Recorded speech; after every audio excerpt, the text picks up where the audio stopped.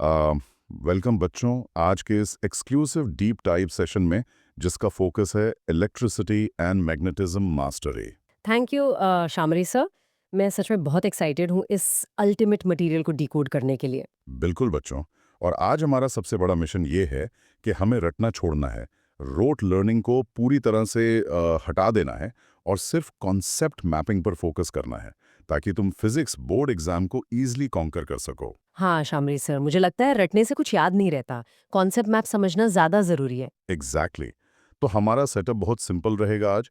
हम इस notes material को strictly slide bye slide analyse करेंगे। तो क्या तुम तैयार हो बच्चों?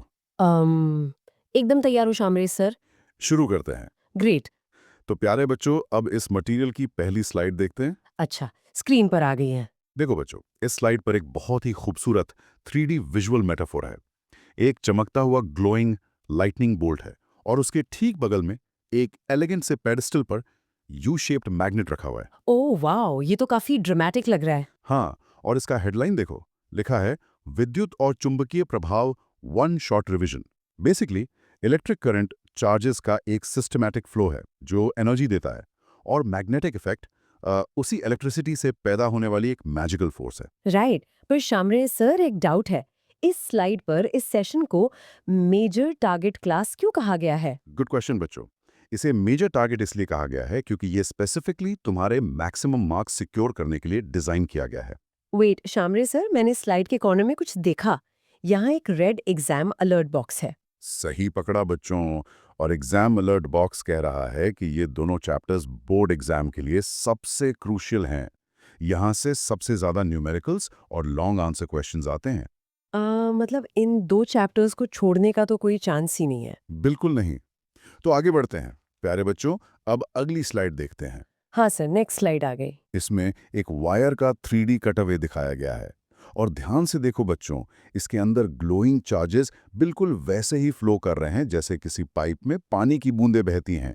और इस पाइप के साथ एक एनालॉग मीटर जुड़ा हुआ है। ये एनालॉजी बहुत क्लियर है शामरे सर। हाँ, और हेडलाइन है परिपथ की ऊर्जा, आवेशों का बहता हुआ पानी।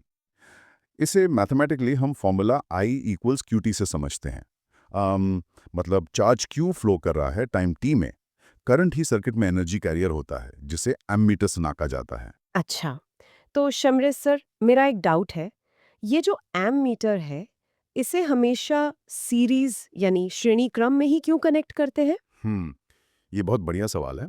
और वेट, तुम खुद देखो, उस स्लाइड पर एक और रेड बॉक्स है ना। ओ हाँ, रेड एग्जाम अलर्ट बॉक्स। इसमें क्या लिखा है? यही तुम्हारे डाउट का जवाब भी है और एग्जाम का अलर्ट भी।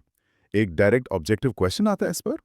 एमीटर को सीरीज में इसलिए लगाते हैं ताकि सर्किट का पूरा करंट उसके अंदर से गुजर सके और एक्यूरेटली मेजर हो सके। सही कहा। अगर अलग रास्ते पर लगाएंगे तो सारा फ्लो कैसे काउंट होगा? Got it. एग्जैक्टली बच्चों। चलो प्यारे बच्चों, अब अगली स्लाइड देखते हैं। Okay sir. अब यहाँ एक नया 3D एनालॉजी है स्क्रीन पर। एक तरफ एक हैवी वाटर पंप पानी को बहुत तेजी से धक्का दे रहा है, और दूसरी तरफ एक हाईटेक बैटरी इलेक्ट्रिकल चार्जेस को पुश कर रही है। ये तो करंट फ्लो का रीजन लग रहा है। सही समझी। हेडलाइन पढ़ो, करंट का ड्राइवर जो आवेशों को धक्का देता है। देखो बच्चों, जब तक इलेक्ट्रिकल प्रेशर में डिफरेंस नहीं होगा, करंट फ्लो नहीं करेगा। इसका फॉर्मूला है V equals W upon Q, यानी चार्ज को धक्का देने में लगने वाला वर्क। इसे वोल्ट मीटर से नापते हैं। शामरे सर, इसका मतलब क्या बैटरी एसेंशियली इलेक्ट्रिसिटी के लिए एक वाटर पंप जैसी है? एकदम परफेक्ट एनालॉजी बच्चों। हाँ, बैटरी एग्जैक्टली वही काम करती है जो पंप पानी के लिए करता है। वेट सर, यहाँ भी एक रेड बॉक्स है, मैं पॉइंट आउट करना चाहती हूँ। गुड। और इस रेड बॉक्स पर मैं जोर देकर कहना चाहता हूं कि ये डायरेक्ट बोर्ड एग्जाम क्वेश्चन है। पोटेंशियल डिफरेंस की SI यूनिट वोल्ट होती है। इसे रटना नहीं, बस दिमाग में छाप लो। वोल्ट याद रहेगा। बढ़िया। प्यारे बच्चों, अब अगली स्लाइड देखते हैं। हाँ, ये थोड़ी टेक्निकल लग रही है। हाँ, इसमें विजुअल थोड़ा डिटेल्ड है। यहाँ एक 3D एमीटर A है जो डायरेक्टली सिंगल वायर पे लगा है, और दूसरी तरफ एक 3D वोल्टमीटर V है जो सेपरेट पैरेलल ब्रांचेस के थ्रू कनेक्टेड है। ओके, दोनों का कनेक्शन स्टाइल बिल्कुल अलग है। बिल्कुल। हेडलाइन है मापन यंत्रों की टक्कर, कौन क्या और कैसे मापता है। हमें एक टेबल दी है। एमीटर करंट नापता है एम्पियर में और लगता है सीरीज में। वोल्ट मीटर पोटेंशियल डिफरेंस नापता है वोल्ट में और लगता है पैरेलल में। अच्छा शामरेज सर, मेरा एक डाउट है। अगर मैं इनके कनेक्शंस आपस में स्वैप कर दूं, तो क्या उनकी रीडिंग खराब हो जाएगी? ओह, खराब नहीं बच्चों, सर्किट शॉर्ट भी हो सकता है या मीटर डैमेज हो सकता है, क्योंकि उनके इंटरनल रेजिस्टेंस डिजाइन्स उनके स्पेसिफिक कनेक्शन के हिसाब से होते हैं। ओह वाओ, ये तो खतरनाक हो सकता है। और सर, मैंने यहाँ एग्जाम अलर्ट बॉक्स को हाईलाइट कर दिया है। बहुत बढ़िया बच्चों। तो ये अलर्ट कहता है कि ये डिफरेंस टेबल एग्जाम्स में 100% आने वाला 2 मार्क्स का शॉर्ट आंसर क्वेश्चन है। ये तुम्हें पूरे नंबर दिलवाएगा। डन सर, आगे बढ़ते हैं। प्यारे बच्चों, अब अगली स्लाइड देखते हैं। ये स्लाइड तो एकदम साईफाई मूवी के सीन जैसी लग रही है। हाँ, क्योंकि यहाँ एक बहुत ही फैसिनेटिंग 3D ग्लास ट्यूब दिखाया गया है। इसमें वोल्टेज लिटरली करंट को धक्का दे रहा है एक नैरो स्क्वीज्ड मिडिल सेक्शन के थ्रू, और इस स्क्वीज सेक्शन को हम रेजिस्टेंस कहते हैं। साथ ही अलग-अलग लंबाई और मोटाई की 3D वायर कॉइल्स भी हैं। ओके। हेडलाइन कहती है इलेक्ट्रिकल इंजीनियरिंग की रीड, ओम का नियम। इसका आसान फॉर्मूला है V = IXR at constant temperature. बच्चों, इसमें फिजिकल डायमेंशंस का बहुत असर होता है। लंबा वायर मतलब ज्यादा रेजिस्टेंस और मोटा वायर मतलब कम रेजिस्टेंस। शमरेज सर, एक छोटी सी चीज क्लियर करनी थी।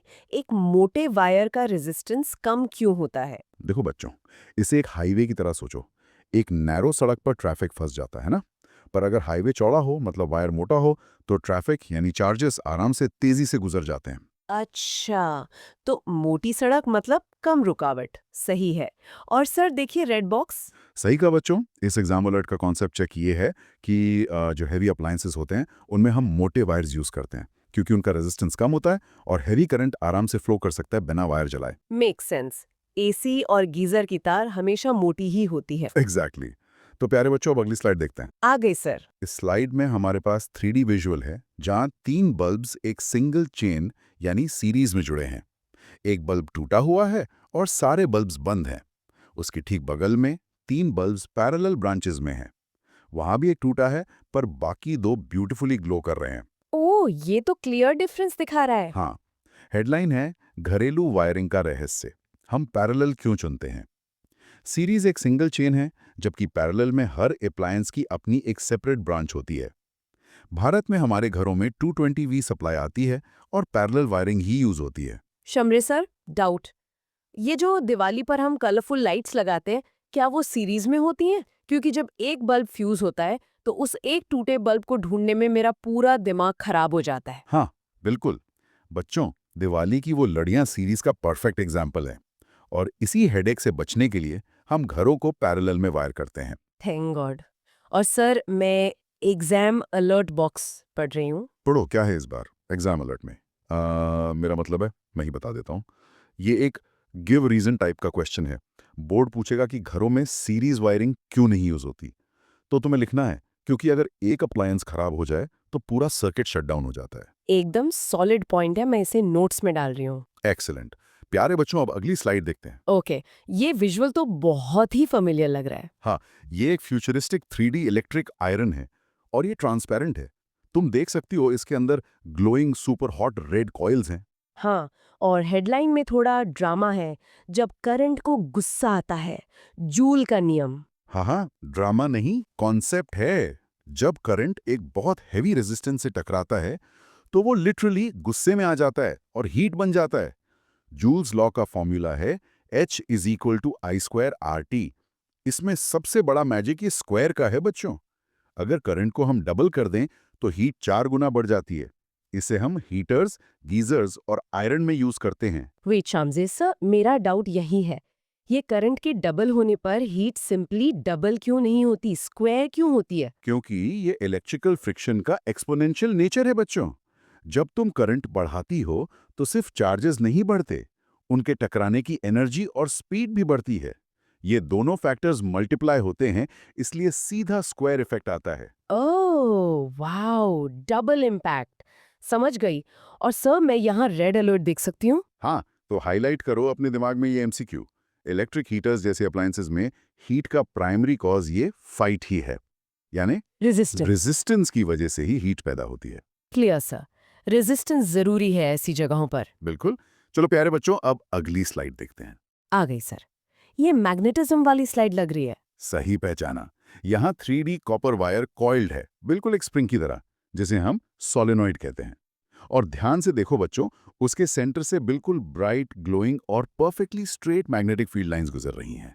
ये तो मैजिकल लग रहा है, जैसे साईफाई पोर्टल हो। इसकी हेडलाइन है ऑयरस्टेड का प्रयोग, बिजली से चुंबक बनाने का जादू। ऑयरस्टेड ने प्रूव किया था कि इलेक्ट्रिसिटी और मैग्नेटिज्म एक ही सिक्के के दो पहलू हैं। एक सोलेनॉइड, जब उसमें से करंट फ्लो होता है तो वो एक बहुत पावरफुल बार मैग्नेट बन जाता है। चमरेज सर, अगर हम फिजिकली उस कॉइल के अंदर हाथ डाल सकें तो वो मैग्नेटिक फील्ड अंदर फील कैसा होगा? अंदर का फोर्स एकदम स्टेडी और बैलेंस्ड होगा। और यही हमारा अगला पॉइंट भी है बच्चों। मतलब? एग्जाम अलर्ट बॉक्स की बात कर रहे हैं आप। हाँ, एग्जाम में डायरेक्ट क्वेश्चन आता है कि सोलेनॉइड के बिल्कुल अंदर का मैग्नेटिक फील्ड कैसा होता है। इसका एग्जैक्ट आंसर है यूनिफॉर्म, यानी एक समान, हर जगह बराबर फोर्स। Uniform, got it. ये बोर्ड एग्जाम में मार्क्स बचाएगा। डेफिनेटली। प्यारे बच्चों, अब अगली स्लाइड देखते हैं। ओके, ये विजुअल काफी इंटरेस्टिंग है। यहाँ एक ग्लोइंग 3D लेफ्ट हैंड बना हुआ है बच्चों, और उसकी फिंगर्स एग्जैक्टली 90 डिग्री एंगल्स पर एक्सटेंडेड है, और उन पर बोल्डली लिखा है F, B और I। एसबीआई, जैसे वो अमेरिकन पुलिस एजेंसी। हाँ, वही ट्रिक याद रखनी है। हेडलाइन है FBI ट्रिक, बल की दिशा निकालने का अचूक तरीका। जब एक करंट कैरिंग वायर को किसी मैग्नेटिक फील्ड में रखते हैं तो उस पर एक फोर्स लगता है। थंब दिखाता है फोर्स यानी F, फोर फिंगर दिखाती है मैग्नेटिक फील्ड यानी B, और मिडिल फिंगर दिखाती है करंट यानी I। शमरेश सर, मुझे हमेशा कंफ्यूजन होता है। क्या मैं इस ट्रिक के लिए अपना राइट हैंड यूज कर सकती हूँ? नहीं बच्चों, स्ट्रिक्टली नो। ये फ्लेमिंग्स लेफ्ट हैंड रूल है। राइट हैंड का अलग लॉ है जो जनरेटर में आता है। मोटर के लिए हमेशा अपना बायां हाथ यानी लेफ्ट हैंड ही यूज करना है। फ्यू, अच्छा हुआ पूछ लिया। और सर, यहाँ रेड बॉक्स हाईलाइट कर दिया है मैंने। सुपर्ब। तो याद रखना बच्चों, FBI ट्रिक, और ये रूल सीधे तौर पर इलेक्ट्रिक मोटर्स की फंक्शन को एक्सप्लेन करता है। बोर्ड एग्जाम में ये एप्लीकेशन पूछा जाता है। लेफ्ट हैंड इक्वल्स मोटर, बिल्कुल दिमाग में फिट हो गया। ग्रेट। तो प्यारे बच्चों, अब अगली स्लाइड देखते हैं। हाँ, वही इलेक्ट्रिक मोटर का विजुअल है यहाँ। हाँ, एक डिटेल्ड 3D मोटर स्क्रीन पर है। यहाँ ध्यान दो बच्चों, एक आर्मेचर कॉइल है जो दो पावरफुल नॉर्थ और साउथ मैग्नेट्स के बीच में रैपिडली रोटेट कर रही है, जैसे ही उसमें इलेक्ट्रिसिटी फ्लो करती है। ये घूमती हुई कॉइल देखने में बहुत कूल लग रही है। इसकी हेडलाइन है बिजली से गति तक, विद्युत मोटर का सिद्धांत। इसका प्रिंसिपल वही है, फ्लेमिंग का left hand rule. Armature coil को स्ट्रॉन्ग मैग्नेट्स के बीच रखा जाता है। इसका बेसिक फंक्शन है इलेक्ट्रिकल एनर्जी को मैकेनिकल एनर्जी में कन्वर्ट करना। हम इसे फैंस और मशीन्स में यूज करते हैं। शामरेज सर, मेरा एक छोटा सा डाउट है। एक बैटरी करंट पुश करती है, तो क्या मोटर बैटरी के काम को बस रिवर्स कर रही है? हाँ, नहीं बच्चों, रिवर्स नहीं कर रही। वो बस एनर्जी की फॉर्म को बदल रही है। बैटरी केमिकल एनर्जी को इलेक्ट्रिकल बनाती है, और मोटर उस इलेक्ट्रिकल एनर्जी को लेकर फिजिकल मोशन यानी मैकेनिकल एनर्जी में कन्वर्ट करती है। ओह अच्छा, फॉर्म चेंज हो रहा है। और यहाँ एग्जाम बॉक्स देखिए सर। हाँ, और इस समरी बॉक्स में एग्जाम का सबसे बड़ा ट्रिक छुपा है। E♯M, यानी इलेक्ट्रिसिटी अंदर जाती है और मोशन बाहर आता है। Electricity to motion. E♯M, ये ट्रिक याद रखना इजी है। बढ़िया। प्यारे बच्चों, अब अगली स्लाइड देखते हैं। ओके सर, ये विजुअल थोड़ा अलग है। हाँ, यहाँ एक 3D जनरेटर है, जहाँ एक मैकेनिकल हैंड क्रैंक फिजिकली उस कॉइल को घुमा रहा है, और उसके घूमने की वजह से उसके एंड पर लगा एक बल्ब ग्लो कर रहा है। मतलब पहले मोशन हो रहा है, फिर इलेक्ट्रिसिटी आई। सही पकड़ा। हेडलाइन है गति से बिजली तक, विद्युत चुंबकीय प्रेरण। ये माइकल फैराडे का इलेक्ट्रोमैग्नेटिक इंडक्शन का प्रिंसिपल है। ये मोटर के एग्जैक्टली ऑपोजिट काम करता है। जब आप कॉइल को मैग्नेट्स के बीच घुमाते हैं तो उसमें एक इंड्यूस्ड करंट यानी प्रेरित धारा पैदा होती है। शमरेज सर, क्या ये वही टेक्नोलॉजी है जो हम शादियों में यूज करते हैं, जब अचानक से पावर कट हो जाता है और वो जनरेटर चालू करते हैं? एकदम बिल्कुल वही। बच्चों, वहाँ डीजल इंजन उस जनरेटर की कॉइल को घुमाता है और बदले में हमें रोशनी मिलती है। समझ गई। और अलर्ट बॉक्स में भी इसका ट्रिक है ना? हाँ, motor versus generator trick. Motor M♯E थी, लेकिन जनरेटर M♯E है। मोशन अंदर जाएगा और इलेक्ट्रिसिटी बाहर आएगी। ये कंफ्यूजन बोर्ड एग्जाम्स में सबसे ज्यादा मार्क्स कटवाता है। पर अब मेरे नहीं कटेंगे। M arrow E for generator। Perfect. प्यारे बच्चों, अब अगली स्लाइड देखते हैं। आ गई सर। ये वायरिंग वाली स्लाइड है। राइट। एक थिक 3D केबल को स्ट्रिप बैक किया गया है, जिसमें 3 इंटरनल वायर्स दिख रहे हैं, एक ब्राइट रेड, एक सॉलिड ब्लैक और एक वाइब्रेंट ग्रीन। ये कलर्स घर के प्लग्स में काफी कॉमन है। हाँ बच्चों, हेडलाइन है वायर कलर कोडिंग, घरों की सुरक्षा कवच। इंडियन होम्स में जनरली 220V सप्लाई आती है। रेड वायर लाइव वायर है, जो डेंजरस होता है क्योंकि वोल्टेज वही लेकर आता है। ब्लैक वायर न्यूट्रल है, जो सर्किट कंप्लीट करता है। और ग्रीन वायर अर्थ वायर है। शमरेश सर, ग्रीन वायर पर डाउट है। हम पिन तो सॉकेट में डालते हैं, पर ये ग्रीन वायर एग्जैक्टली जाता कहाँ है? ये एक सेफ्टी शील्ड है बच्चों। ये फिजिकल वायर घर के सॉकेट से निकलकर बाहर डीप अर्थ के अंदर एक मेटल प्लेट से जुड़ा होता है। अच्छा, तो सीधा जमीन में? तभी यहाँ रेड बॉक्स बोर्ड का फेवरेट एमसीक्यू बता रहा है। हाँ, और वो एमसीक्यू है अर्थ वायर का कलर। बोर्ड बार बार पूछता है और आंसर है ग्रीन। अगर कभी अप्लायंस में करंट लीक हो जाए तो ये ग्रीन वायर उस एक्स्ट्रा डेंजरस करंट को सीधा जमीन में भेज देता है और हमें शॉक लगने से बचा लेता है। वाओ, ये लिटरली एक लाइफ सेवर है। है ना? तो चलो प्यारे बच्चों, अब अगली स्लाइड देखते हैं। ओके सर, मैथ आने वाली है शायद। बिल्कुल। इस 3D विजुअल में 2 बहुत ही मजेस्टिक गोल्डन पिरामिड्स हैं, जिसे हम मैजिक ट्रायंगल्स कहते हैं। एक पिरामिड में ऊपर V है और नीचे I और R हैं। दूसरे में ऊपर P है और नीचे V और I। ये ट्रायंगल्स कैलकुलेशन में कैसे हेल्प करते हैं सर? हेडलाइन देखो, मैजिक ट्रायंगल्स, न्यूमेरिकल्स की अचूक जड़ी बूटी। V = IR ट्रायंगल में जिसे तुम्हें फाइंड करना हो, उस लेटर को हाथ से कवर कर लो। जैसे I ढूंढना है तो I को कवर करो। फॉर्मूला बचेगा V/R। पर एक कॉमन मिस्टेक अलर्ट है यहाँ बच्चों। एग्जामिनर्स अक्सर करंट को मिली एम्पियर्स यानी एमए में देते हैं, और हमें हमेशा याद रखना है कि 1 mA इक्वल होता है 10⁻³ एम्पियर्स के। शामरेज सर, एग्जामिनर्स इंटेंशनली एमएमए क्यों करंट देते हैं, सीधा एम्पियर क्यों नहीं? हाँ, वही तो ट्रिक है। वो उन स्टूडेंट्स को फंसाना चाहते हैं जो कन्वर्ट करना भूल जाते हैं और जल्दी में फॉर्मूला लगा देते हैं। ये तो ट्रैप है, और मैंने यहाँ रेड बॉक्स स्पॉट कर लिया है। सही किया। मेरी ये गारंटी है बच्चों कि एग्जाम में V = IR और P = VI पर बेस्ड कम से कम 2 न्यूमेरिकल्स 100% आएंगे। इन गोल्डन ट्रायंगल्स को अपने दिमाग में इम्प्रिंट कर लो। एकदम सर, एम्पियर को एम्पियर में चेंज करना कभी नहीं भूलूंगी। ओ, फाइनल स्लाइड आ गई। इस स्लाइड पर एक शाइनी 3D गोल्डन टारगेट है, जिसके डेड सेंटर में एक एरो हिट कर रहा है, और उसके बगल में एक A+ ट्रॉफी रखी है। ये ट्रॉफी तो मुझे चाहिए बोर्ड एग्जाम्स में। जरूर मिलेगी बच्चों। हेडलाइन है major target board exam checklist. एक बार जल्दी से चेकलिस्ट वेरीफाई कर लेते हैं। करंट की SI यूनिट, एम्पियर, वोल्टमीटर का कनेक्शन, हमेशा पैरेलल में। अगर वायर की लेंथ डबल की तो रेजिस्टेंस। रेजिस्टेंस भी डबल होगा। बढ़िया। मोटर और जनरेटर का rule. Motor E arrow M और जनरेटर M एरो E। और फाइनल, होम सेफ्टी वायर का रंग। अर्थ वायर हमेशा ग्रीन होता है।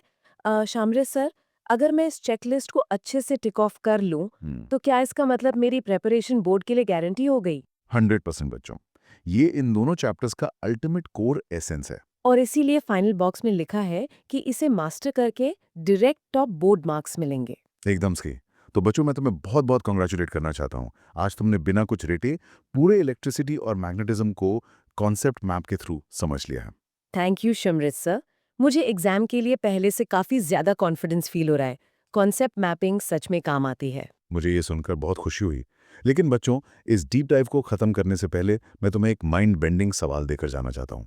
एक ऐसी चीज जिस पर तुम फुर्सत में सोचना। अच्छा, वो क्या है सर? देखो बच्चों, आज हमने जो कुछ भी पढ़ा और समझा वो हमारे AC डोमेस्टिक सर्किट्स और 220 वोल्ट ट्रांसफार्मर्स पर बेस्ड है ना? हाँ, बिल्कुल। से सोलर पैनल्स लगना शुरू हो गए हैं, और तुम्हें पता है सोलर पैनल्स सीधा DC यानी डायरेक्ट करंट पैदा करते हैं। ओ अच्छा, मतलब एसी नहीं? नहीं, डायरेक्ट DC करंट। तो बच्चों, सोचने वाली बात यह है कि अगर फ्यूचर में हमारे घर फुल्ली सोलर पावर्ड हो गए और सिर्फ DC करंट बनने लगा, तो क्या हमें ये सारे ट्रांसफार्मर्स फेंक देने पड़ेंगे? क्या हमें AC वायरिंग के इन सारे पुराने रूल्स को कंप्लीटली नए सिरे से रीराइट करना पड़ेगा? इस बारे में सोचना। वाओ, ये तो मैंने सोचा ही नहीं था। ये एक पूरी नई फिजिक्स प्रॉब्लम लग रही है। हाँ, तो इस पर सोचते रहो बच्चों। आज के इस डीप डाइव सेशन में बस इतना ही। Keep learning and keep exploring.